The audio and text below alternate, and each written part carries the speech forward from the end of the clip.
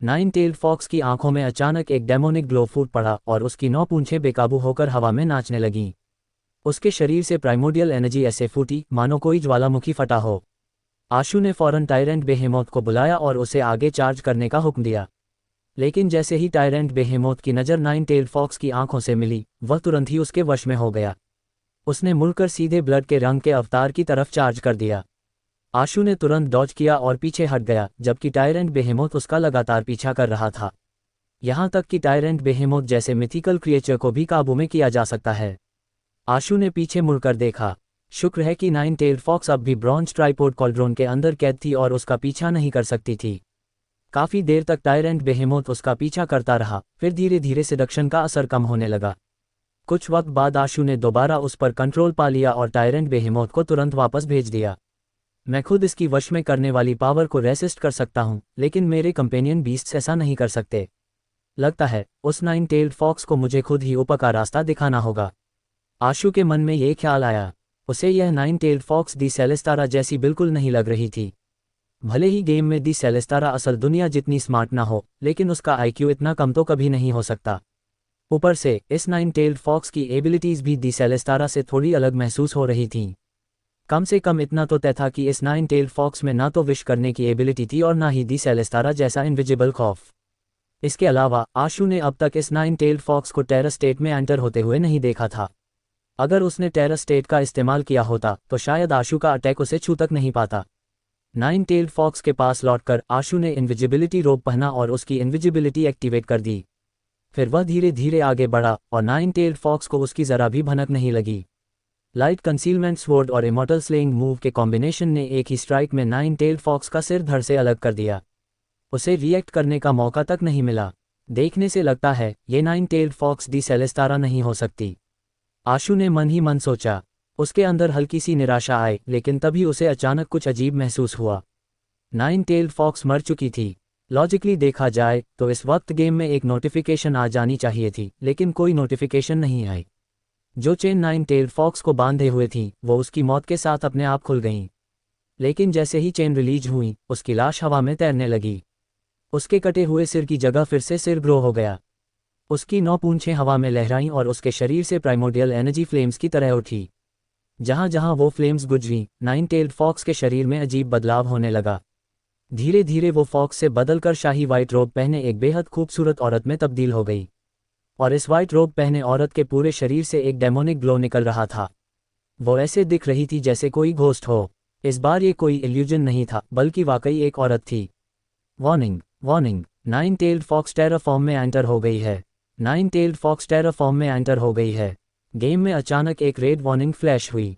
Terror transformation. Ashu बिना एक भी शब्द बोले तुरंत पलटा और पूरी रफ्तार से दौड़ पड़ा। उसके पास टेरर ग्रेड ओपोनेंट को हराने की कोई एबिलिटी नहीं थी। अगर वह नहीं भागता तो यकीनन मौत ही उसका इंतजार कर रही थी। शुक्र है इनविजिबिलिटी रोब के इफेक्ट्स अभी भी बरकरार थे। नाइन टेल्ड फॉक्स आशु को देख नहीं सकती थी, जिससे उसे भागने का मौका मिल गया। नाइन टेल्ड फॉक्स की सबसे स्ट्रॉन्ग एबिलिटी अब भी वो वश में करने वाली पावर थी, लेकिन उस पावर का असर आशु पर बिल्कुल नहीं होता था। इस वजह से कंपेयर किया जाए तो नाइन टेल्ड फॉक्स वो टेरर ग्रेड क्रिएचर थी जिससे आशु सबसे कम डरता था। आशु ने नाइन टेल्ड फॉक्स के इलाके से बचते हुए डियर टेरेस पवेलियन की दूसरी जगहों पर डायमेंशनल क्रिएचर्स का शिकार करने का प्लान बनाया। लेकिन चाहे वह कहीं भी जाता, आखिर में वही जगह आ जाती जहां नाइन टेल्ड फॉक्स मौजूद थी।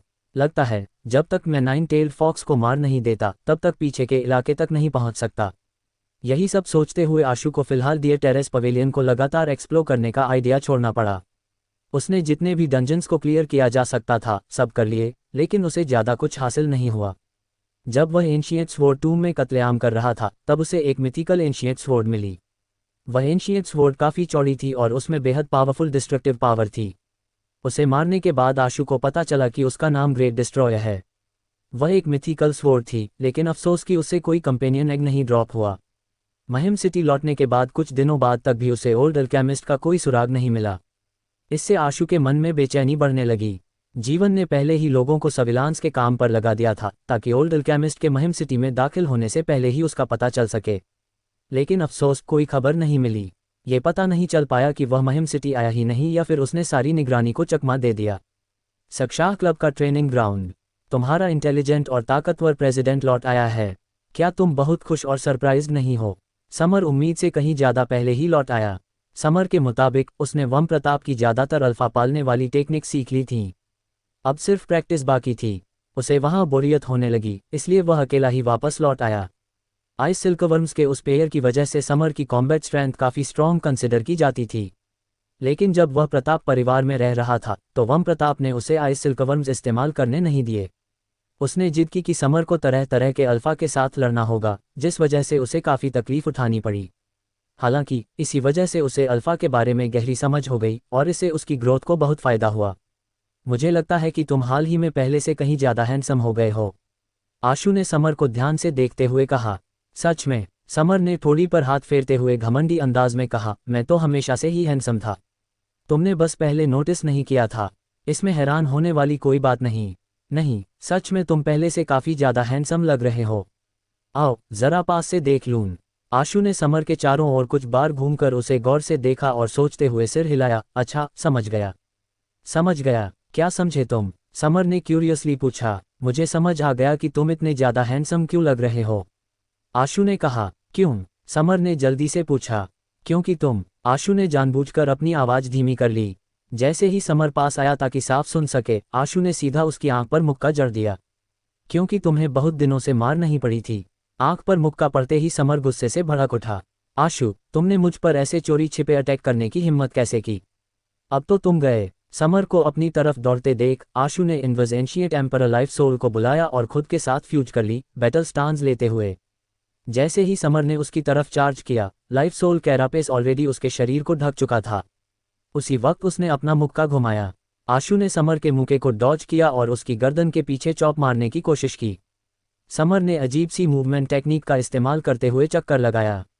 उसने न सिर्फ आशु की चॉप को डॉज किया, बल्कि तेज ब्लेड की तरह उसकी कमर पर हमला भी किया। ये तुम्हारी मूवमेंट टेक्निक क्या है?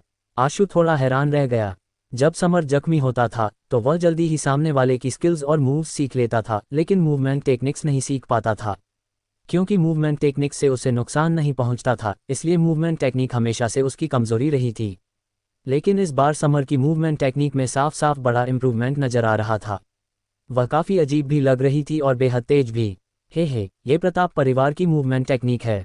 इसे बाहर वालों को सिखाया नहीं जाता, लेकिन मेरा टैलेंट बहुत ज़बरदस्त है और कैरेक्टर तो लाजवाब है ही। इसलिए उन्होंने केमिस्ट्री की तरह एक्सेप्शन लिया और मुझे ये टेक्निक सिखा दी, समर ने घमंडी अंदाज में कहा। तो फिर देखता हूं कि तुमने कितना सीखा है। आशु का चेहरा सीरियस हो गया और उसने इनवर्स एंशिएंट एम्परर की स्ट्रेंथ को पूरी तरह लिमिट तक पुश कर दिया। अमर, कैफ, आरोही, ईशान, समायरा और सक्षाह क्लब के बाकी मेंबर्स साइड से दोनों की फाइट देख रहे थे। कैफ कुछ देर तक गौर से देखता रहा, फिर उसकी आंखों में चमक आ गई। प्रेसिडेंट वापस लौटने के बाद काफ़ी ज़्यादा स्ट्रॉन्ग हो गया है। चाहे उसकी मूवमेंट टेक्निक्स हो या स्किल्स, वो ह्यूमन की लिमिट तक पहुंच चुका है। इसके अलावा वो लगातार बैटल के दौरान रिकवर करता है और साथ ही और भी स्ट्रॉन्ग बनता जाता है। इस बार शायद कोच सच में मुसीबत में पड़ जाए। आरोही ने हल्के से सिर हिलाया। समर की सबसे खतरनाक बात यह है कि उसके पास नाकाम होने के अनगिनत मौके होते हैं, जबकि बाकी लोगों के लिए अगर वो एक गलती कर दें तो शायद उन्हें दोबारा मौका ही ना मिले। ये एबिलिटी सच में इस लायक है कि लोग जलने लगें। ईशान ने जलन भरे अंदाज में कहा, काश मेरे पास भी ऐसी जबरदस्त लाइफ सोल होती। आशु और समर की फाइट कंटिन्यू रही। आशु ने ट्रांसेंडेंट फ्लाइंग इमॉर्टल को इनवर्स एंशिएंट एम्परर के साथ कपल कर ली, लेकिन बैटल का प्रेशर अब भी बेहद इमेंस बना हुआ था। समर की मूवमेंट टेक्निक बेहद अजीब और इनएक्सप्लिकेबल थी। ऐसा लग रहा था मानो उसने प्रताप परिवार की सबसे बेहतरीन टीचिंग्स को विरासत में पा लिया हो। भले ही वो divine technique transcendent flying immortal के लेवल तक नहीं पहुंचा था, लेकिन उसे बिल्कुल भी हल्के में नहीं लिया जा सकता था। सबसे अहम बात यह थी कि जब आशु का अटैक समर के कैरापेस पर लगता तो वह बस उसे शैटर कर पाता।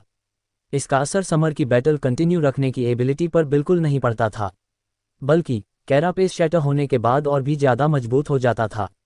आशु के लिए उसे दोबारा तोड़ पाना आसान नहीं था। सिर्फ कैरापेस ही नहीं, समर भी लगातार स्ट्रॉन्ग होता जा रहा था। उसकी तरह तरह की टेक्निक्स और भी ज़्यादा अजीब होती जा रही थीं और उनमें होने वाले बदलाव बिल्कुल अनप्रेडिक्टेबल थे। कई स्टांस तो ऐसे भी लगते थे मानो उन्हें ह्यूमन कर ही नहीं सकता। आशु समझ गया कि ये पक्के तौर पर कोई ऐसी टेक्निक और स्किल थी जो समर ने डायमेंशनल क्रिएचर से सीखी थी। आशु ने इनवर्स एंशिएंट एम्परर की स्ट्रेंथ को पहले ही पूरी लिमिट तक पुश कर दिया था। ट्रांसेंडेंट फ्लाइंग इमॉर्टल इससे फास्ट नहीं हो सकती थी, लेकिन अब भी वह समर को हरा नहीं पा रहा था। जैसे जैसे समर स्ट्रांग होता जा रहा था, वह आशु के साथ बैटल में और ज़्यादा तल्लीन होता गया। उनकी उम्र के लोगों में कोच के साथ इतनी टक्कर की फाइट कर पाने वाला शायद सिर्फ प्रेसिडेंट ही है, कैफ ने कहा। आरोही ने थोड़ी देर सोचकर कहा, शायद कुछ लोग ऐसे हो सकते हैं जिनमें कोच के साथ कम वक्त में बैटल का रिजल्ट तय करने की एबिलिटी हो, लेकिन ऐसे बहुत कम लोग हैं जो कोच के साथ इस तरह आमने सामने की फाइट कर सकें। बहना, क्या तुम्हें लगता है कि प्रेसिडेंट के पास कोच को हराने का चांस है? ईशान ने दिलचस्पी से पूछा। कहना मुश्किल है, अभी के हालात देखकर तो लगता है कि समर इनविंसिबल है। मौका तो है, नामुमकिन नहीं है, आरोही ने थोड़ी देर सोचने के बाद जवाब दिया। कैफ ने भी कहा, कोच की टेक्निक, एबिलिटीज और टाइमिंग में कोई शक नहीं कि वो टॉप क्लास है। अगर सामने कोई आम इंसान होता तो कब का हार चुका होता, लेकिन प्रेसिडेंट ऐसा इंसान है जिसे मारा नहीं जा सकता। कोच की डोमिनेंस धीरे धीरे कम होगी क्योंकि उनका स्टेमिना और प्राइमोडियल एनर्जी खर्च होती जाएगी, लेकिन प्रेसिडेंट जब तक जिंदा रहेगा धीरे धीरे स्ट्रांग होता जाएगा। टाइम पूरी तरह प्रेसिडेंट के साथ है, इसलिए सच में चांस है, अनलेस कोच उसे थोड़े वक्त में हरा ना दे। सोचो, जब कोच हार जाएंगे तो उनके चेहरे के एक्सप्रेशंस कैसे होंगे? वो पल जरूर बहुत इंटरेस्टिंग होगा। मुझे तो सच में उसका इंतजार है, ईशान ने एक्साइटेड होकर कहा। असल में बहुत से लोगों के मन में ऐसे ही ख्याल और उम्मीदें थीं। ऐसा भी नहीं था कि उनका आशु से रिलेशन समर की कंपैरिजन में बुरा था, लेकिन इंसानों के दिल में हमेशा कमजोर के लिए हमदर्दी होती है और वो चाहते हैं कि मिथ शटर हो। हाल के वक्त में आशु लगभग इनविंसिबिलिटी का दूसरा नाम बन गया था। कंपेयर किया जाए तो समर वही इंसान था जो इस लीजेंड को हरा सकता था। समर इस फाइट में बेहद सीरियस था, भले ही वह अक्सर मजाक किया और बेपरवाह लगे, लेकिन वह ऐसा इंसान था जो हार मानना पसंद नहीं करता था। फिर चाहे उसका ओपोनेंट आशु ही क्यों ना हो, वह हारना नहीं चाहता था। इस पागलपन भरी फाइट में इनवर्स एंशिएंट एम्परर ने आशु को इन्फिनिट एनर्जी दी, जिससे वह एक थकावट ना महसूस करने वाली मशीन जैसा बन गया था। लेकिन फिर भी समर पर उसका प्रेशर धीरे धीरे कम होता जा रहा था। समर अब आशु के हर मूव और टेक्निक से पहले से कहीं ज़्यादा वाकिफ होता जा रहा था। भले ही आशु भी उसे अच्छी तरह जानता था, लेकिन उसमें वह एबिलिटी नहीं थी कि जितना ज़्यादा जख्मी हो उतना ही खुद को रिपेयर करके स्ट्रांग बनता जाए। जैसे ही मुंह के आपस में टकराए, आशु की वो स्ट्रेंथ जो पहले समर को सप्रेस कर रही थी, अब उल्टा असर करने लगी। आशु खुद बेकाबू होकर 2 कदम पीछे हट गया। वहीं समर का शरीर बस हल्का सा डगमगाया। प्रेसिडेंट ने अपर हैंड ले लिया है, ईशान ने कहा। लगता है सिचुएशन रिवर्स होने लगी है, आरोही ने सीरियस नज़रों से समर की तरफ देखते हुए कहा। शुरुआत में आरोही की समर के बारे में अच्छी राय नहीं थी। उसे लगता था कि समर एकदम बिगड़ा हुआ अमीरजादा है, लेकिन लगातार उसके साथ इंटरैक्ट करने के बाद आरोही की सोच पूरी तरह बदल गई। इस वक्त आरोही को मानना ही पड़ा कि समर उनकी जनरेशन के टॉप लोगों में से एक हो सकता है। यहाँ तक कि अल्टीमेट फैमिली क्लैन का सबसे स्ट्रॉन्ग ग्रुप भी शायद उसे हरा ना पाए। 6 परिवारों के बाहर अब और भी ज़्यादा यंग जीनियस सामने आने लगे हैं। आशु, समर और कैफ जैसी शख्सियतें शायद फ्यूचर में फेडरेशन की किस्मत बदलने की ताकत रखेंगी। इसीलिए मुझे और ज़्यादा मेहनत करनी होगी। इसके बाद आरोही ने ध्यान से दोनों की फाइट को देखना शुरू किया। उसी पल समर ने डिफेंस से अटैक की तरफ स्विच किया और ताबड़तोड़ हमलों की बौछार शुरू कर दी। पहले तक समर अटैक से ज़्यादा डिफेंस करता आ रहा था, लेकिन अब उसने बिल्कुल भी बचाव नहीं किया। वो पूरी तरह हमले करने में जुट गया था। उसके शरीर का हर हिस्सा मानो एक जानलेवा हथियार बन गया था। उसके कई हमले ऐसे थे जिन्हें कोई और इमेजिन कर ही नहीं सकता था, लेकिन समर उन्हें बेहद आसानी से इस्तेमाल कर रहा था। आखिरकार आशु सप्रेस होना शुरू हो गया। उसकी स्ट्रेंथ, स्पीड और कॉन्स्टिट्यूशन धीरे धीरे डिक्लाइन होने लगा। भले ही ये साफ दिखाई नहीं दे रहा था, लेकिन यही हो रहा था। दूसरी तरफ समर लगातार और स्ट्रांग होता जा रहा था। आशु के पास सिचुएशन को पलटने के कई तरीके थे, लेकिन उसके लिए उसे दूसरी प्राइमोडियल एनर्जी आर्ट्स का इस्तेमाल करना पड़ता। मगर आशु का ऐसा करने का कोई इरादा नहीं था। उसने इनवर्स एंशिएंट एम्परर का इस्तेमाल कंटिन्यू रखते हुए समर से फाइट जारी रखी। आशु का शरीर स्ट्राइक झेलने लगा। फाइट शुरू होने के बाद ये पहली बार था कि उसे चोट लगी थी। पहली बार के बाद दूसरी और तीसरी बार भी चोट लगी। आशु को शरीर में दर्द महसूस हुआ, लेकिन इससे उसका मूड खराब नहीं हुआ। उल्टा वो और ज़्यादा एक्साइटेड होने लगा। यही चाहिए, कुछ और भी ज़्यादा वायलेंट डिलीवर करो। आशु ने अपने शरीर में इनवर्स एंशिएंट एम्परर की पावर फ्लक्चुएशंस को महसूस किया और उन फ्लक्चुएशंस को कंट्रोल कर ड्राइव करने की कोशिश की। आशु का दिल पागलों की तरह धड़कने लगा, मानो कोई पिस्टन पूरी ताकत से काम कर रहा हो। लेकिन ये अभी भी काफ़ी नहीं था। आशु ने इनवर्स एंशिएंट एम्परर से प्रोड्यूस हो रहे इनफाइनाइट वाइटल एसेंस को गाइड किया ताकि उस एक्सप्लोसिव पावर को लगातार कंप्रेस कर सके। इनवर्स एंशिएंट एम्परर सिर्फ बेहद पावरफुल वाइटैलिटी प्रोड्यूस कर सकती थी, लेकिन वो इसे किसी वर्चुअस साइकिल में इस्तेमाल नहीं कर पाता था। आशु को अब वही करना था जो फिएंड आर्मर्ड टाइगर सोल जनरल करता था। उसने शरीर के अंदर ही अपनी वाइटैलिटी को बार बार कंप्रेस और बंद करना शुरू किया, बजाय इसके कि उसे बाहर फैलने दे। आशु को फील हुआ कि उसका हार्ट हीट अप होने लगा है, मानो वो अभी जल उठेगा। उसी वक्त उसने ये भी सेंस किया कि इनवर्स एंशिएंट एम्परर के अंदर कोई बदलाव हो रहा है। कम ऑन, इस बैटल को और पागलपन भरा बनाओ। आशु ने भी डिफेंस और डॉज करना छोड़ दिया और अपना मुक्का घुमाते हुए समर के पागलपन भरे हमलों का सामना करना शुरू कर दिया। फ्लैश और फिस्ट की टक्कर, ब्लड और फायर की टक्कर हुई। आशु और समर को मानो उनके पैरों पर किले लगाकर जमीन में गाड़े हुए थे, क्योंकि उनकी लेग्स जरा भी मूव नहीं हो रही थीं।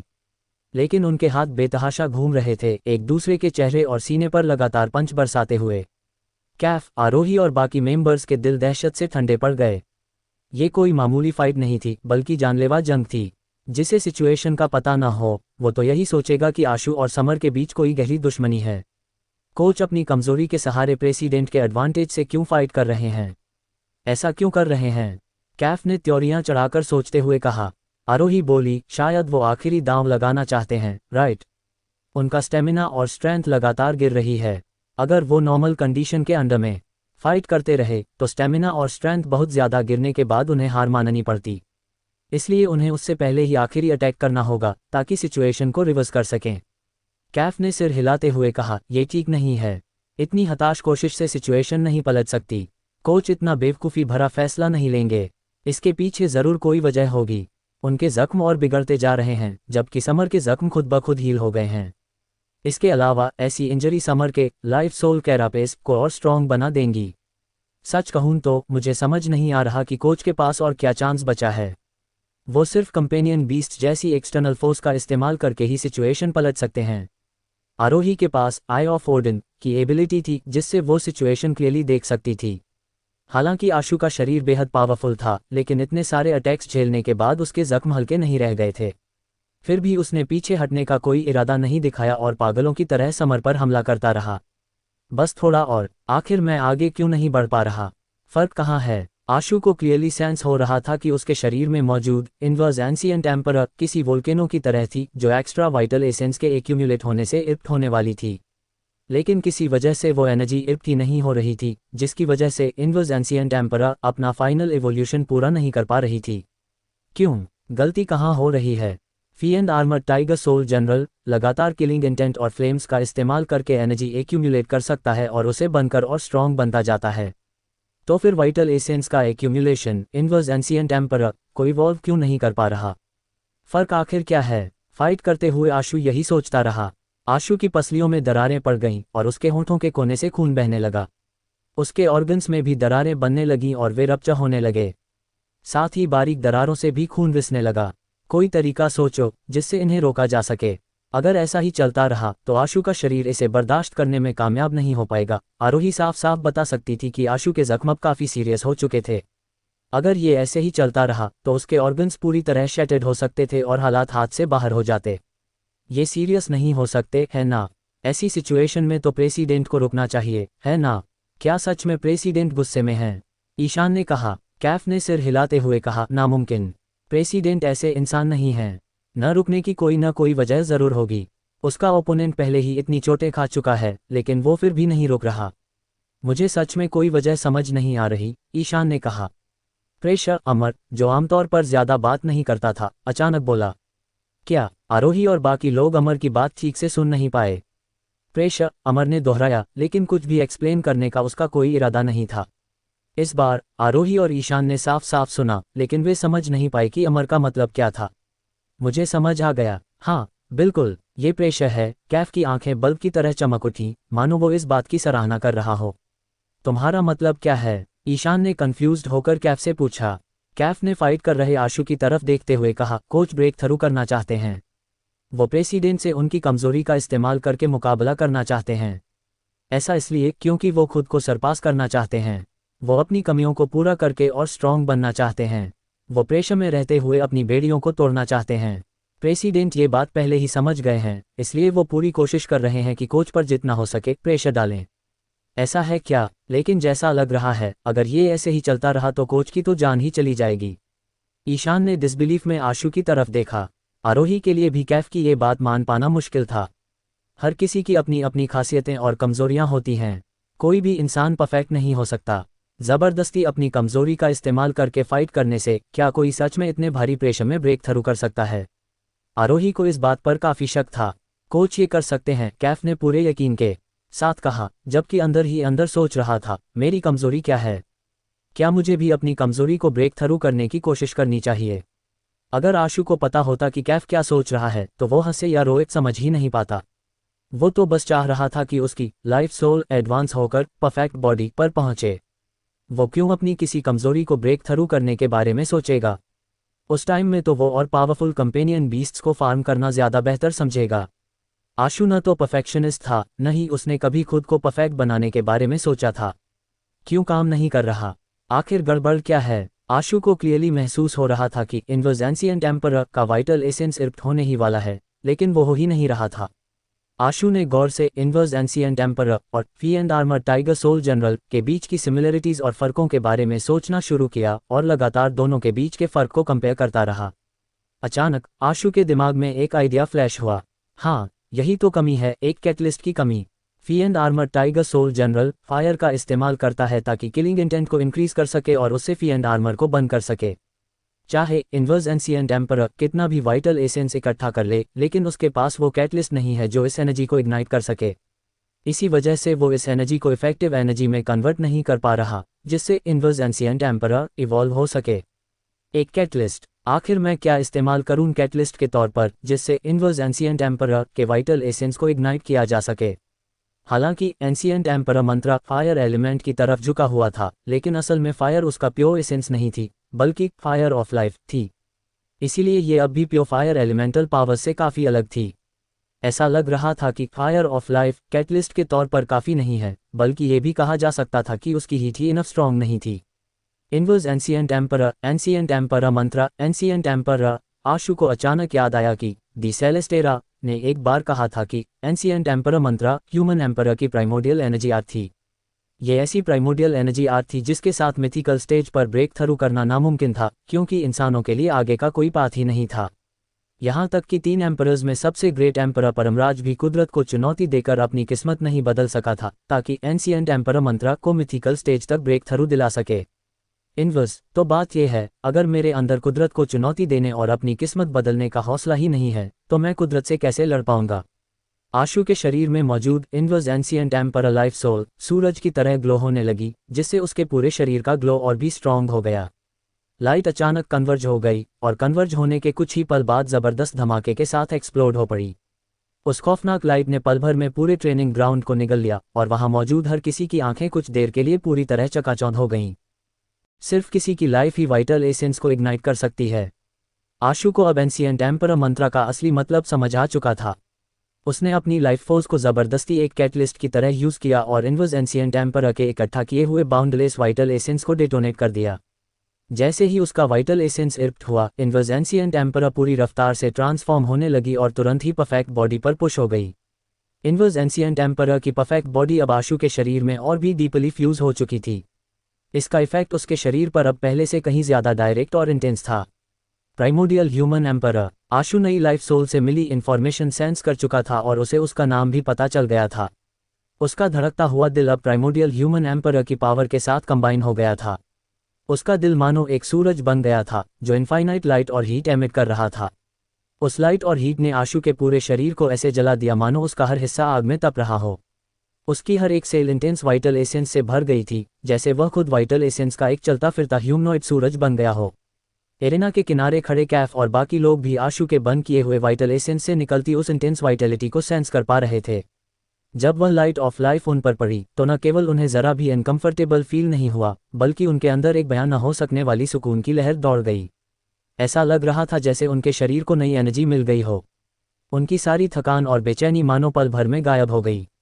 यहाँ तक कि समर के वे जख्म जो अब तक पूरी तरह हील नहीं हुए थे, आशु के इस ह्यूमनॉइड सूरज की लाइट में और भी तेज रफ्तार से रिकवर होने लगे। लेकिन इकलौते जख्म जो ठीक नहीं हो पाए वह थे खुद आशु के जख्म। ह्यूमन एम्परर ने कुदरत को चैलेंज देकर फाइट की और इंसानों के लिए एक रास्ता बनाया, लेकिन इसके बदले उसने अपनी ही जिंदगी को दांव पर लगा दिया।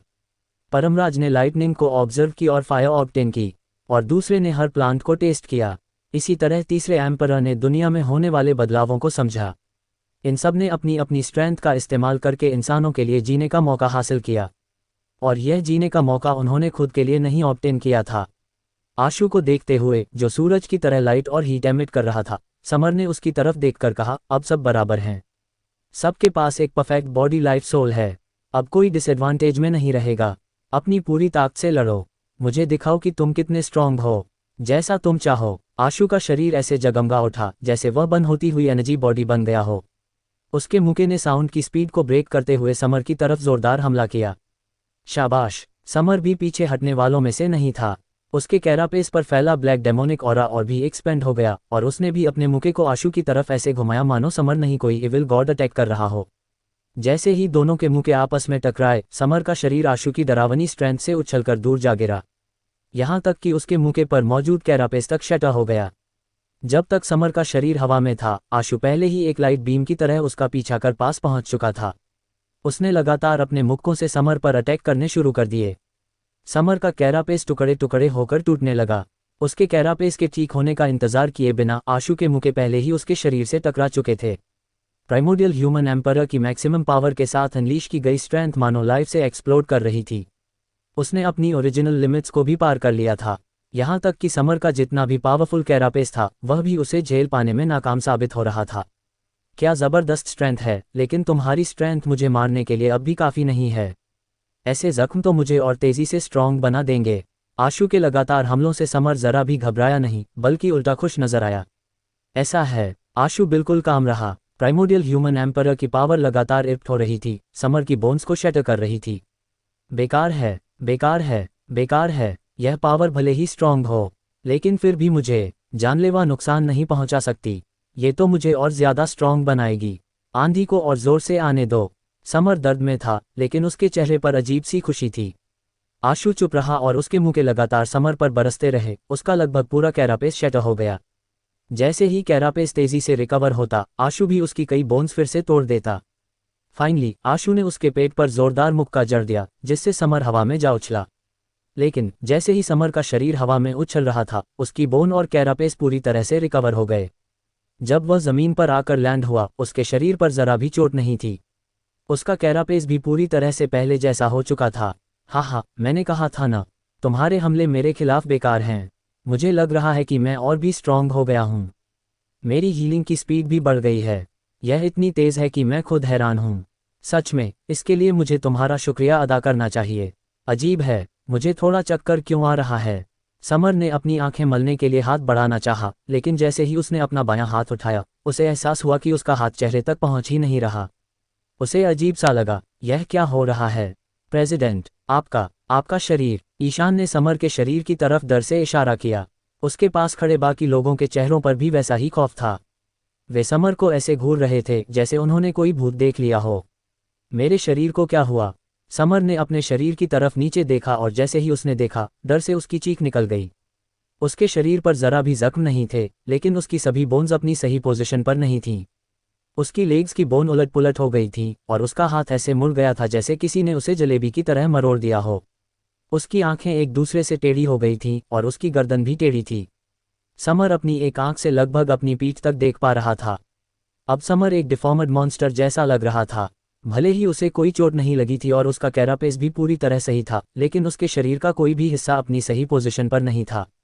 अरे आशु, तुमने मेरे साथ क्या कर डाला? समर डर के मारे कांपती आवाज में बोला। कुछ नहीं, मैंने बस तुम्हारी बोन्स तोड़ दी और उन्हें जल्दी हील होने दिया, आशु मुस्कुराते हुए बोला। कह दो ये झूठ है, तुम मेरे साथ मजाक कर रहे हो। जल्दी से मुझे ठीक करो। समर को रोने जैसा लगने लगा। समर की सेल्फ हीलिंग में एक तरह की मेमोरी कैरेक्टरिस्टिक्स थी, जिसकी वजह से वह अपनी नॉर्मल स्टेट में वापस आ सकता था। लेकिन आशु की प्राइमोडियल ह्यूमन एम्परर की पावर में दूसरों को हील करने की एबिलिटी भी थी। इसलिए समर की टूटी हुई बोन नॉर्मल स्टेट में आने से पहले ही हील हो गईं। नतीजा ये हुआ कि उसका शरीर पूरी तरह डिफॉर्मड हो गया। तो मुझे तुम्हारी बोन फिर से तोड़नी पड़ेंगी, आशु मुस्कुराते हुए बोला। जल्दी जल्दी मुझे पीटो, समर दांत भींचते हुए बोला। अब वह सिर्फ यही चाहता था कि किसी तरह जल्दी से अपनी हैंडसम अपीयरेंस वापस पाले। ये तुम खुद ही पिटने की मांग कर रहे हो। काउंटर अटैक मत करना, आशु ने कहा और समर के सामने चलता हुआ आ गया। बिल्कुल नहीं, समर ने दांत इतने जोर से भींचे कि वे लगभग टूटने को हो गए। आशु ने एक बार फिर प्राइमोडियल ह्यूमन एम्परर की पावर को अनलीश किया, लेकिन इस बार समर की बोन्स को तोड़ना पहले से कहीं ज्यादा मुश्किल था। उसका कैरापेस और बोन्स और भी हार्ड हो गई थी, और उसकी हीलिंग एबिलिटी भी पहले से बेहतर हो चुकी थी। काफ़ी मेहनत के बाद ही आशु उसकी सारी उलट पुलट हो चुकी बोन्स फिर से तोड़ सका, ताकि वे अपनी नॉर्मल स्टेट में लौटकर खुद रिकवर हो सकें। इवेंचुअली समर फिर से नॉर्मल हो गया। नॉर्मल फॉर्म में लौटने के बाद समर ने आशु पर चुपके से हमला करने की कोशिश की, लेकिन आशु फुर्ती से डॉज कर गया। अगर तुमने ऐसा फिर किया तो अगली बार मैं तुम्हें रिकवर करने में मदद नहीं करूंगा, आशु ने कुछ कदम पीछे हटते हुए मुस्कुराकर कहा। समर ने जब अपने उस खौफनाक लुक के बारे में सोचा तो उसके शरीर में सिहरन दौड़ गई। भले ही उसे चोट लगने से डर नहीं लगता था, लेकिन वह उस डिफॉर्मिटी को बिल्कुल बर्दाश्त नहीं कर सकता था। धत्तेरी की, ये कैसी घटिया सी लाइफ सोल है, ये तो पूरी तरह सिनिस्टर है, समर ने गुस्से से बड़बड़ाते हुए कहा, लेकिन इस बार उसने हमला करने की हिम्मत नहीं की। आशु वहां से वापस आने के बाद बड़े गौर से प्राइमोडियल ह्यूमन एम्परर की पावर्स को स्टडी करने लगा और उसे एहसास हुआ कि यह वाकई में बेहद पावरफुल है। आखिरकार यह एक ऐसी लाइफ सोल थी जो स्ट्रेंथ एट्रीब्यूट वाली प्राइमोडियल एनर्जी आज से कंडेंस हुई थी। जब परफेक्ट बॉडी की परफेक्ट बॉडी ह्यूमन एम्परर आशु के साथ फ्यूज होती तो जो स्ट्रेंथ वह प्रोड्यूस कर सकता था वह लगभग एक कमज़ोर मिथिकल कंपेनियन बीस्ट के बराबर थी। मगर मज़ेदार या यूं कहें अजीब बात यह थी कि यह पावर एक तरह से पावरफुल वाइटल एसेंस के एक्सप्लोजन से आती थी। मतलब प्राइमोडियल ह्यूमन एम्परर जब डिस्ट्रक्टिव पावर प्रोड्यूस करता तो उसी बंद होते वाइटल एसेंस की पावर से वह डिस्ट्रॉय हुई लाइफ फॉर्म्स को भी हील कर देता। इसलिए अगर आशु किसी को जख्मी करता तो वह उनके जख्मों को अपने आप ही ट्रीट कर देता। कुछ दर्द देने के अलावा यह पावर प्रैक्टिकली बेकार हो जाती थी। यह क्या बकवास है, आशु के मन में खींच भर गई। इतनी मुश्किल से मेरे पास एक powerful destructive primordial energy art और लाइफ सोल आई और यह रिजल्ट मिला। पता नहीं मुझे खुशी होनी चाहिए या टेंशन। उसने कभी एक्सपेक्ट भी नहीं किया था कि स्ट्रेंथ को रिप्रेजेंट करने वाली प्राइमोडियल एनर्जी आर्ट से कंडेंस हुई लाइफ सोल किसी को हील करने वाली एबिलिटी प्रोवाइड करेगी। और सबसे बुरी बात यह थी कि यह हीलिंग एबिलिटी उसके लिए बिल्कुल बेकार थी। लगता है अब मुझे दूसरी स्ट्रेंथ एट्रीब्यूट वाली प्राइमोडियल एनर्जी आर्ट पर ही उम्मीद रखनी होगी। आशु बस यही सोच सकता था कि शायद कोई दूसरी स्ट्रेंथ एट्रीब्यूट वाली प्राइमोडियल एनर्जी आर्ट उसे डिस्ट्रक्टिव पावर दे सके। खैर, एंशिएंट एम्परर मंत्रा की life soul finally perfect body level पर इवॉल्व हो चुकी थी, जिसका मतलब था कि वह मिथिकल स्टेज के एक कदम और करीब पहुंच चुका था। अब मुझे glimmer, civilized country, demon god catalogue और उस अननोन प्राइमोडियल एनर्जी आर्ट को ट्रेन करना है। आशु मन ही मन सोचने लगा कि इनमें से किस पर फोकस करे। ग्लिमर को इवॉल्व करने के लिए मुझे बाहर निकलकर पैदल चलना पड़ेगा। सिविलाइज्ड कंट्री के लिए टेलीपोर्टेशन चाहिए। ये दोनों चीज़ें ऐसी नहीं हैं कि मैं बस चाह लूँ और ट्रेन हो जाएं। जहाँ तक डीमन गॉड कैटलॉग का सवाल है, बिना उसके कॉरेस्पॉन्डिंग गार्जियन का ब्लड एसेंस मिले वह लाइफ सोल कंडेंस नहीं कर सकती, इसलिए अभी उसे भी ट्रेन नहीं कर सकता। फिलहाल मैं बस उस बेनाम प्राइमोडियल एनर्जी आर्ट को ही ट्रेन कर सकता हूँ। सोच विचार खत्म करने के बाद आशु ने उस प्राइमोडियल एनर्जी आर्ट को स्टडी करना शुरू कर दिया। ये प्राइमोडियल एनर्जी आर्ट उसने फाउंडिंग एम्परर टूम के एंट्रेंस से मास्टर की थी। अब उसे पता नहीं था कि इसके स्टैट्स क्या हैं। अगर यह स्ट्रेंथ टाइप निकली तो इसका ताल्लुक एंशिएंट एम्परर मंत्रा से होगा। उस सिचुएशन में उसकी सारी प्राइमोडियल एनर्जी आर्ट्स को कंप्लीट कंसिडर किया जाएगा, लेकिन वह अभी पक्का नहीं कह सकता था। फिलहाल वह बस इसे प्रैक्टिस करना शुरू कर सकता था। जैसे ही यह एक लाइफ प्रोविडेंस कंडेंस करेगी, शायद तब वह सही अंदाज़ा लगा पाएगा। ये प्राइमोडियल एनर्जी आर्ट काफ़ी अजीब थी। इसका काम सिर्फ प्राइमोडियल एनर्जी को एक्सट्रैक्ट और कंप्रेस करना था। हर सर्कुलेशन में ये थोड़ी प्राइमोडियल एनर्जी को प्यूरिफाई करती और उसकी कॉन्सेंट्रेशन इंक्रीज कर देती। इसके अलावा इसका कोई और यूज़ नहीं था। क्या ऐसा हो सकता है कि जैसे ही यह प्राइमोडियल एनर्जी आर्ट एक तय हद तक प्राइमोडियल एनर्जी को प्यूरिफाई कर दे तो यह अपने आप एक लाइफ प्रोविडेंस को इवॉल्व कर लें? आशु ने सोचते सोचते इसे समझने की कोशिश की और उसे लगा कि शायद यही इकलौती पॉसिबिलिटी है। इसलिए आशु ने गेम में कुछ high level primordial energy crystals हासिल किए। उन्हें एब्जॉर्ब करते हुए वह अपनी प्राइमोडियल एनर्जी आर्ट की प्रैक्टिस करने लगा। ये तरीका वाकई काम कर गया। बड़ी तादाद में high level primordial energy crystals की हेल्प से इस प्राइमोडियल एनर्जी आर्ट को ट्रेन करना बेहद आसान हो गया। आशु के शरीर की प्राइमोडियल एनर्जी भी और ज़्यादा प्योर हो गई। ये तो लगता है खास तौर पर इंटरनल एनर्जी रिफाइनमेंट के लिए ही बनी है। क्या ये प्राइमोडियल एनर्जी एट्रीब्यूट वाली प्राइमोडियल एनर्जी आर्ट है? अगर ऐसा है तो मुझे स्ट्रेंथ या कॉन्स्टिट्यूशन से ताल्लुक़ रखने वाली कोई दूसरी प्राइमोडियल एनर्जी आर्ट ढूंढनी होगी। जितना आशु इस आर्ट को देखता उतनी ही यह उसे प्राइमोडियल एनर्जी एट्रीब्यूट वाली लगने लगती। सिर्फ कुछ ही दिनों में इस बेनाम प्राइमोडियल एनर्जी आर्ट ने ऑटोमेटिकली एक लाइफ प्रोविडेंस प्रोड्यूस करना शुरू कर दिया। अपीयर होते ही आशु की प्राइमोडियल एनर्जी रिकवरी और प्योरिटी में खासा इजाफा हो गया। यह एहसास आशु के दिल में एक अनकही ठंडक ले आया, जैसे कोई भारी साया अचानक उसके ऊपर छा गया हो। देखने से तो लग रहा है कि यह प्राइमोडियल एनर्जी आर्ट जरूर ही प्राइमोडियल एनर्जी एट्रीब्यूट की है, आशु ने दोबारा गहराई से सोचा। अब जब वह पहले ही लाइफ प्रोविडेंस कंडेंस कर चुका था, तो उसने मन में डिसाइड किया, क्यों ना अब एक लाइफ सोल भी कंडेंस कर लूं, शायद इसका कोई फायदा निकल आए। उस गार्जियन का ब्लड एसेंस, जो प्राइमोडियल एनर्जी के साथ कंपैटिबल था, ऑब्टेन करना बहुत ज़्यादा मुश्किल नहीं था। आशु सीधे एंड सिटी पहुंचा और वहां से गार्जियन के ब्लड की एक बूंद हासिल कर ली। लेकिन असली हैरानी तो उसे तब हुई जब इंटरनल एनर्जी को रिफाइन करने वाली आर्ट, जिसे आशु ने खुद इंटरनल एनर्जी रिफाइनमेंट आर्ट नाम दिया था, ने एंड सिटी के गार्जियन के ब्लड एसेंस को एब्जॉर्ब भी नहीं किया। क्या ये प्राइमोडियल एनर्जी एट्रीब्यूट की नहीं है? आशु पल भर के लिए सरप्राइज रह गया, लेकिन उसी पल उसके दिल में नई उम्मीद की एक हल्की सी किरण जाग उठी। आशु फिर से अंडरग्राउंड समुद्र गया और गार्जियन के ब्लड एसेंस की एक बूंद हासिल की। इसके बाद उसने इंटरनल एनर्जी रिफाइनमेंट आर्ट को सर्कुलेट करते हुए उस ब्लड को एब्जॉर्ब करने की कोशिश की। इंटरनल एनर्जी रिफाइनमेंट आर्ट के सर्कुलेट होते ही वह ब्लड की बूंद तुरंत अंदर खींच गई। उसी पल आशु ने फील किया कि उसकी प्राइमोडियल एनर्जी उस ब्लड की तरफ कंडेंस होने लगी। उसका एसेंस, वाइटलिटी और स्पिरिट में भी हलचल होने लगी और हल्के फुल्के लाइफ सोल कंडेंस होने के साइंस भी नजर आने लगे। अंडरग्राउंड समुद्र वाला गार्जियन तो शायद स्पेशल एट्रीब्यूट को बिलोंग करता है, तो उसका करस्पॉन्डिंग बेसिक एट्रीब्यूट आखिर क्या होगा? क्या वह स्ट्रेंथ हो सकता है? आशु के मन में हल्की नर्वसनेस थी, क्योंकि वह ऑलरेडी कंफर्म कर चुका था कि internal energy refinement art primordial energy attribute वाली नहीं है, और अंडरग्राउंड समुद्र के गार्जियन का एट्रीब्यूट स्पीड से बिल्कुल रिलेटेड नहीं था, ये भी आशु पहले ही जान चुका था। सबसे ज़्यादा पॉसिबिलिटी अब स्ट्रेंथ या कॉन्स्टिट्यूशन की थी।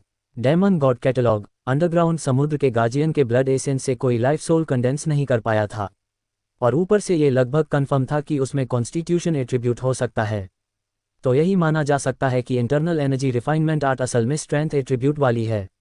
जैसे ही उसका एसेंस, वाइटलिटी और स्पिरिट कंडेंस हुई, आशु के शरीर में प्राइमोडियल एनर्जी, जो इंटरनल एनर्जी रिफाइनमेंट आर्ट की हेल्प से प्योर और रिफाइन की गई थी, तेजी से एक साथ इकट्ठा हो गई और धीरे धीरे प्योरली प्राइमोडियल एनर्जी से बनी एक पिल फॉर्म करने लगी।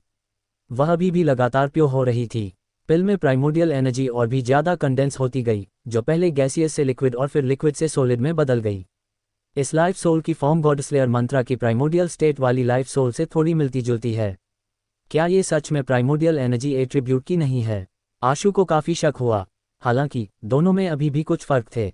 गॉडस्लेयर मंत्रा की life soul sea of consciousness में बॉर्न हुई थी, जबकि इंटरनल एनर्जी रिफाइनमेंट आर्ट की life soul primordial energy sea में बॉर्न हुई थी। दोनों अलग अलग थीं। फाइनली जब पिल क्रिस्टलाइन हो गई और उसमें लगभग कोई इम्प्योरिटी नहीं बची, तब लाइफ सोल कंडेंस हो गई। आशु को पहले से ही इसकी कुछ इन्फॉर्मेशन मिल गई थी, लेकिन उसने आदत के तौर पर अपने फ़ोन से इसकी इन्फॉर्मेशन चेक की। लाइफ सोल, प्राइमोडियल एनर्जी पिल, प्राइमोडियल बॉडी, ये तो एक पिल जैसी चीज़ है। आशु प्राइमोडियल एनर्जी पिल में टेरिफाइंग प्राइमोडियल एनर्जी को सेंस कर सकता था, लेकिन ऐसी प्राइमोडियल एनर्जी कुछ ज़्यादा ही हावी होने वाली लग रही थी। ये रिजुविनेशन पिल जैसी चीज़ों से अलग थी। आशु ने अपना हाथ बढ़ाया और इशारा किया। डायमंड की तरह रिस्प्लेंडेंट प्राइमोडियल एनर्जी पिल उसकी उंगली के सिरे पर अपीयर हुई। एक ख्याल के साथ उसने प्राइमोडियल एनर्जी पिल को हवा में उड़ाने के लिए कंट्रोल करी। वह बहुत फास्ट थी, लेकिन उसे कोई खास एबिलिटीज़ नहीं मिलीं। क्या मुझे इस प्राइमोडियल एनर्जी पिल का इस्तेमाल दूसरों को कुचलने के लिए करना है? आशु यूं ही एक डंजन में एंटर हो गया और मेटल वर्क टेम्पल में आ गया। जब उसने हथौड़े के साथ एक मेटल गोलेम को पास आते देखा, तो उसने प्राइमोडियल एनर्जी पिल को उस पर आगे बढ़कर अटैक करने का हुक्म दिया। इसके बाद प्राइमोडियल एनर्जी पिल लाइट की एक स्ट्रीम में ट्रांसफॉर्म हो गई, जिसने मेटल गोलेम के सिर को चीर कर रख दिया। मेटल गोलेम तुरंत मर गया और सिस्टम ने उसकी मौत का एक नोटिस भी जारी कर दिया। ये चीज़ सचमुच दूसरों को कुचलने के लिए इस्तेमाल की जाती है। आशु बहुत हैरान हुआ और उसने अपनी प्राइमोडियल एनर्जी पिल की स्ट्रेंथ टेस्ट करने के लिए कुछ एपिक डायमेंशनल क्रिएचर्स को ढूंढ लिया। प्राइमोडियल एनर्जी पिल ने एपिक क्रिएचर्स के शरीर को आसानी से पेनिट्रेट कर दिया। यहाँ तक कि रूनिक हैवी आर्मर्ड योद्धा का रूनिक हैवी आर्मर भी उसे ब्लॉक नहीं कर पाया। शिमरिंग हैवी आर्मर को फोर्सफुली पेनिट्रेट कर दिया गया और उसके सीने में छेद हो गया। मैंने कभी उम्मीद नहीं की थी कि एक छोटी सी प्राइमोडियल एनर्जी पिल की डिस्ट्रक्टिव पावर इतनी पावरफुल होगी। अगर मैं इसे परफेक्ट बॉडी पर एडवांस कर सका, तो इसकी डिस्ट्रक्टिव पावर शायद एक relatively low level mythical weapon के बराबर होगी, है ना? आशु थोड़ा खुश हुआ। उसके पास कोई प्योर डिस्ट्रक्टिव लाइफ सोल नहीं थी, नुकसान ये था कि यह लाइफ सोल सिर्फ एक पिल थी और इसे एक वेपन के तौर पर इस्तेमाल नहीं किया जा सकता था। मैं प्राइमोडियल एनर्जी पिल को परफेक्ट बॉडी में कैसे एडवांस कर सकता हूँ? क्या इसके लिए भी मुझे प्राइमोडियल एनर्जी एब्जॉर्ब करनी कंटिन्यू रखनी चाहिए? आशु ने प्राइमोडियल एनर्जी क्रिस्टल्स में मौजूद प्राइमोडियल एनर्जी को एब्जॉर्ब करना कंटिन्यू रखना अटेम्प्ट किया और यह यूजफुल भी साबित हुआ। इंटरनल एनर्जी रिफाइनमेंट आर्ट वाकई यूनिक है। जब तक मेरे पास इनफ प्राइमोडियल एनर्जी है, मैं सभी प्रॉब्लम्स को सॉल्व कर सकता हूँ। जब तक मेरे पास रिसोर्सेज हैं, इस तरह की एक प्राइमोडियल एनर्जी आर्ट को जल्दी से मास्टर करी जा सकती है।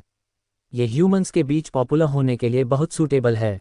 आशु अब भी फ्यूचर में प्राइमोडियल एनर्जी आर्ट्स को प्रमोट करने के बारे में सोच रहा था। प्राइमोडियल एनर्जी पिल धीरे धीरे प्राइमोडियल एनर्जी एब्जॉर्ब कर सकती है।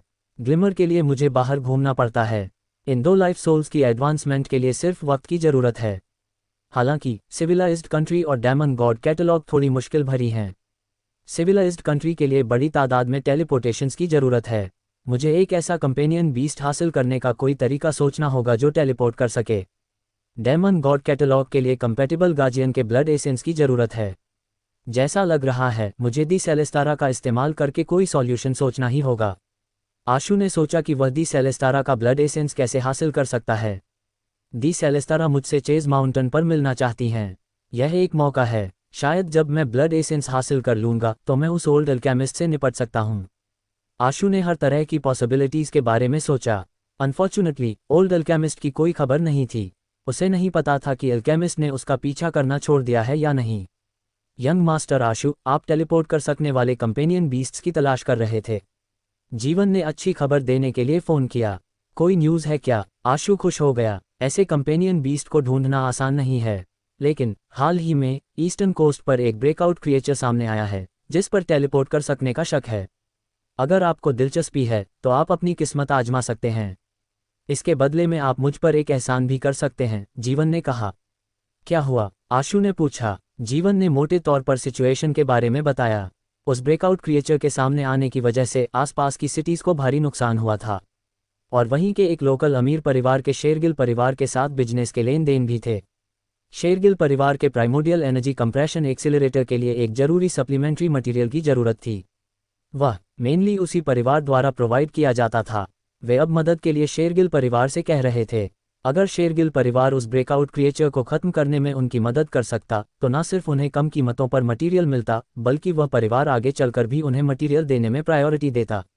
बहुत कम मटेरियल ही प्रोड्यूस होता था और फेडरेशन में कई जगहों को उनकी ज़रूरत थी। इसीलिए शेरगिल परिवार ही एकलौता परिवार नहीं था जो उस ब्रेकआउट क्रिएचर को ख़त्म करने में उनकी मदद करने को तैयार था। हालांकि अब तक कोई भी कामयाब नहीं हुआ था। मेन वजह यह थी कि उस ब्रेकआउट क्रिएचर के पास पावरफुल स्पेशल एबिलिटी थी। वह लगातार टेलीपोर्ट कर सकता था और उसे ट्रैप करना बहुत मुश्किल था। भले ही किसी के पास उसे मारने की एबिलिटी हो, वे उसका पीछा नहीं कर पाते थे। फिर जीवन ने ब्रेकआउट क्रिएचर के बारे में डिटेल्ड इन्फॉर्मेशन आशु को सेंड की, जिसमें मिले वीडियो में आशु ने पाया कि वह एक ऐसा डायमेंशनल क्रिएचर था जो थोड़ा बहुत एक किलिन जैसा दिखता था। उसका शरीर कलर्ड ग्लास की तरह कलरफुल था और वह बहुत तेजी से दौड़ता था। इसके अलावा वह पलक झपकते ही गायब हो सकता था और फिर कहीं और अपीयर होता नजर आता था।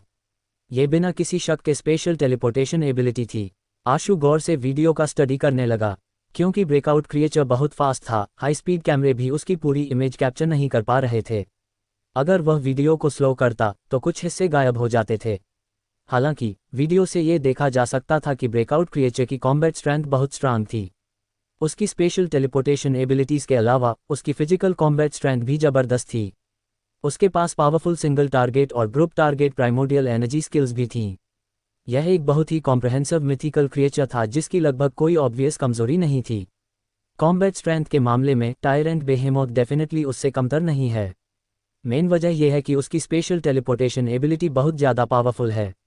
उसे ख़त्म करना आसान नहीं होगा। आशु का मन पहले से ही ललचा गया था। अगर उस क्रिएचर के पास इतनी पावरफुल स्पेशल टेलीपोर्टेशन एबिलिटीज़ ना होती तो उसके लिए जोखिम उठाना भी बेकार होता।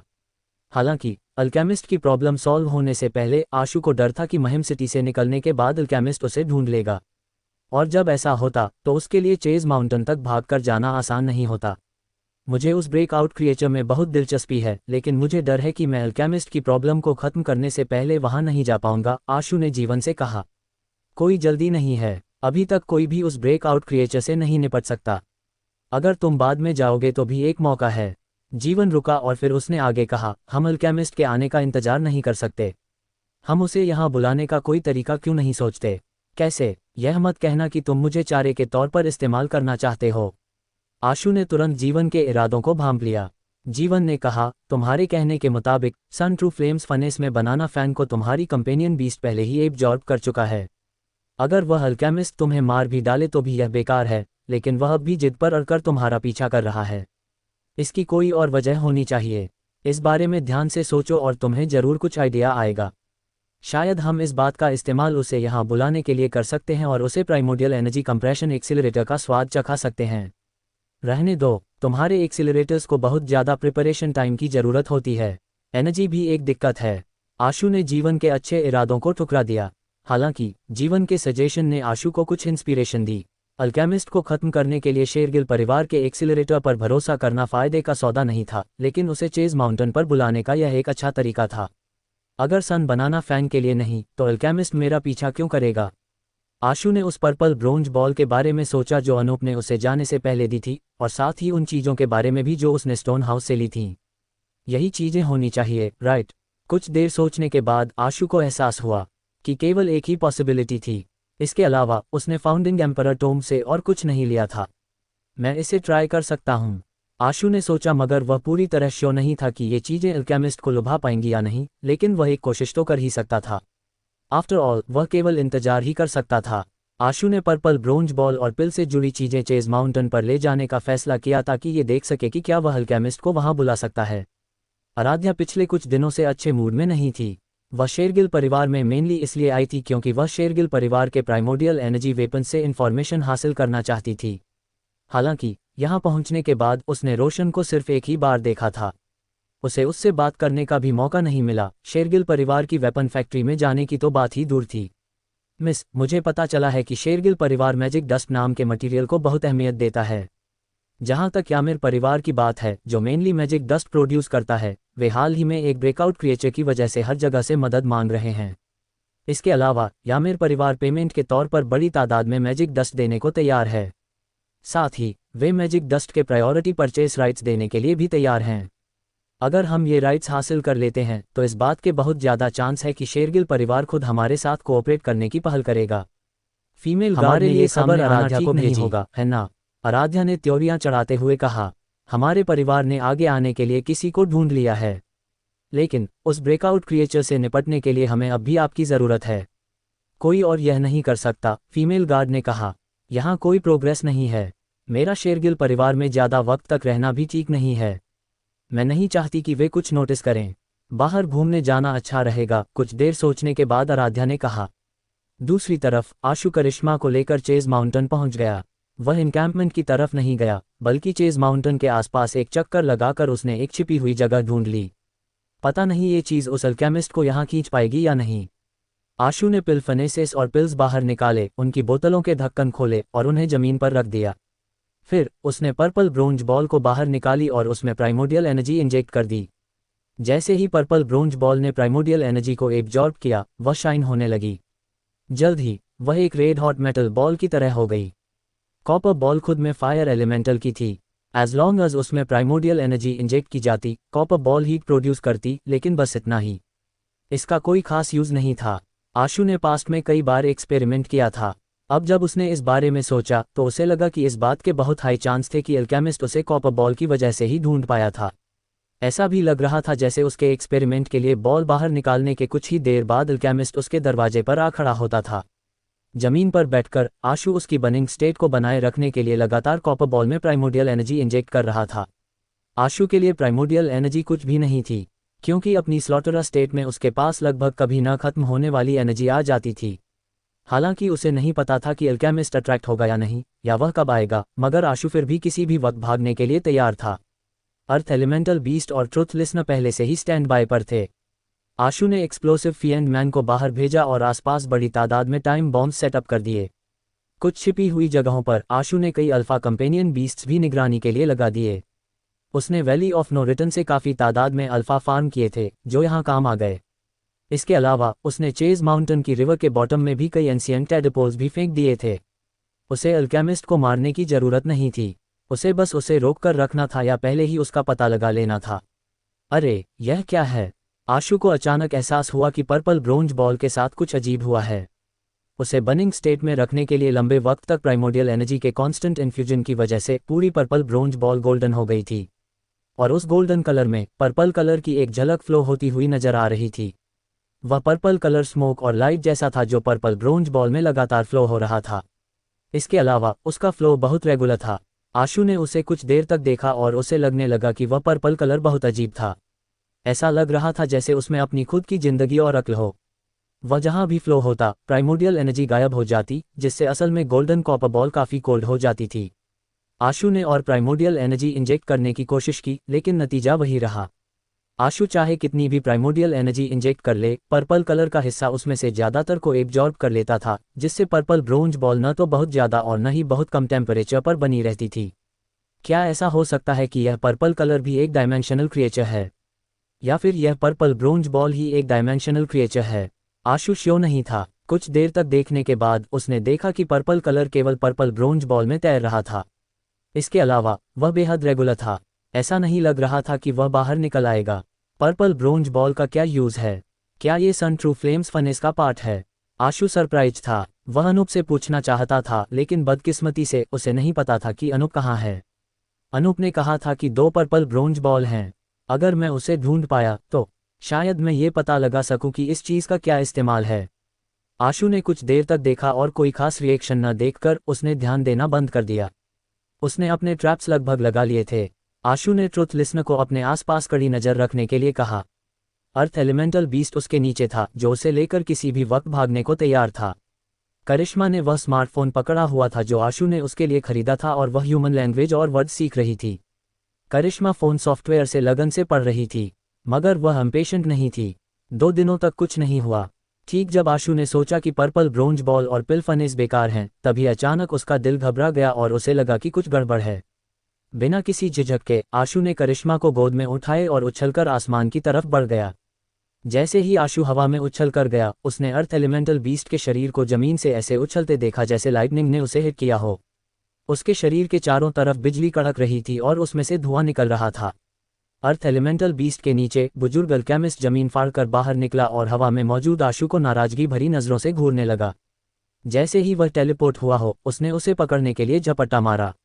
आशु ने जख्मी अर्थ एलिमेंटल बीस्ट को तुरंत टैटू फॉर्म में वापस कर दिया और चेज माउंटेन की पहाड़ी दीवार की तरफ भागने से पहले अपनी उंगली पर मौजूद सिविलाइज्ड कंट्री रिंग को स्पिन करी। आशु को नहीं पता था कि किस चीज़ ने अल्केमिस्ट को अट्रैक्ट किया है, लेकिन उसने इस पर सोचने की भी जहमत नहीं उठाई। जब वह टेलीपोर्ट होकर बाहर निकला तो वह ऑलरेडी चेज माउंटेन की रिवर के बॉटम के ऊपर था। बुजुर्ग अल्केमिस्ट ने जमीन पर रखी पिल फनेसिस और पिल्स को नज़रअंदाज कर दिया। एक झटके के साथ वह पीछा करते हुए जमीन में गायब हो गया। आशु ने मन ही मन सोचा कि उसकी अर्थ एस्केप चाहे कितनी भी पावरफुल क्यों न हो, उसके लिए डायरेक्ट पानी से बाहर निकलकर रिवर के किनारे किनारे चेज माउंटेन की तरफ उड़ना नामुमकिन होगा। मगर उसकी हैरानी का ठिकाना न रहा जब नीचे की रिवर अचानक वेव्स के साथ एक्सप्लोड हो गई।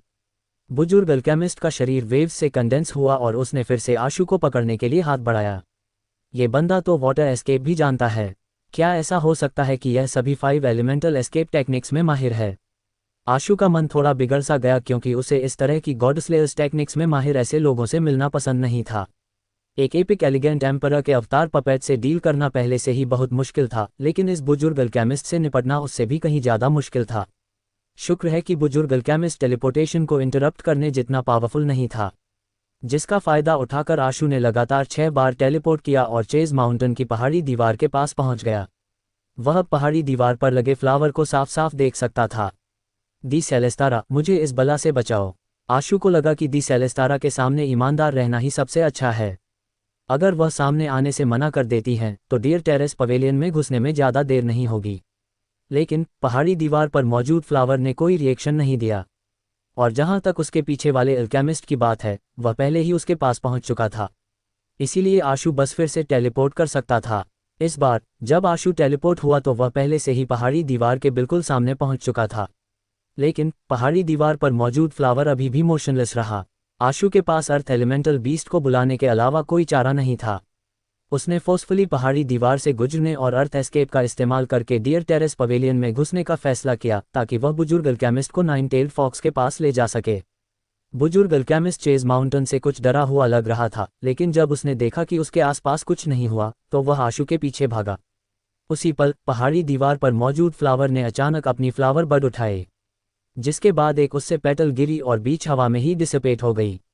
जैसे ही पेटल गायब हुई, आशु की तरफ बढ़ रहा बुजुर्ग अल्केमिस्ट अचानक रुक गया।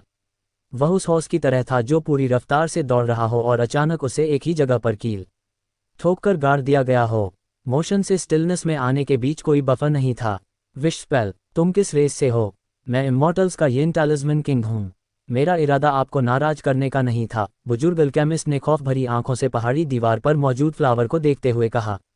क्या तुम्हें लगता है कि तुम खुद को एक इमॉर्टल कहने के लायक हो? तुम तो बस एक नीच चूहे हो। दी सेलेस्तारा की आवाज़ फ्लावर से आई। मैं सच में एक इमॉर्टल हूँ। खुद को येन टैलिस्मैन किंग कहने वाले बुजुर्ग का इरादा पहले ही पीछे हटने का था। वह धीरे धीरे पीछे हटा और एस्केप टेक्निक्स का इस्तेमाल करके निकलना चाहता था, लेकिन उसे एहसास हुआ कि वे पूरी तरह से बेकार थीं।